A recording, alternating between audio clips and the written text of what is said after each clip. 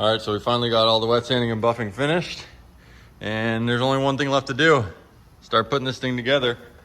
So I got it in here, as you can see, got it up in the air, up on jack stands, and I'm just gonna run like a little time lapse and we'll put this thing together.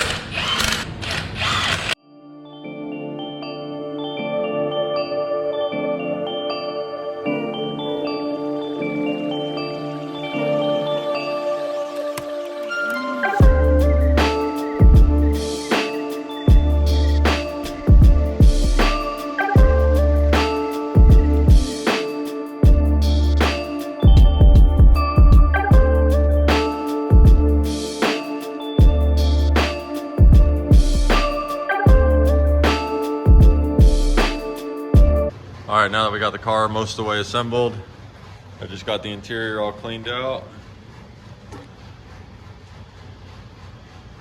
I also got everything laid out right here that we're gonna be using.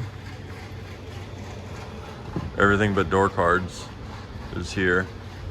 We're gonna start at the top and work our way down because the headliner gets clipped in by the B and C pillar plastic, and then as well as the A pillar, and then those go behind the quarter panel plastics. So top down, let's get it.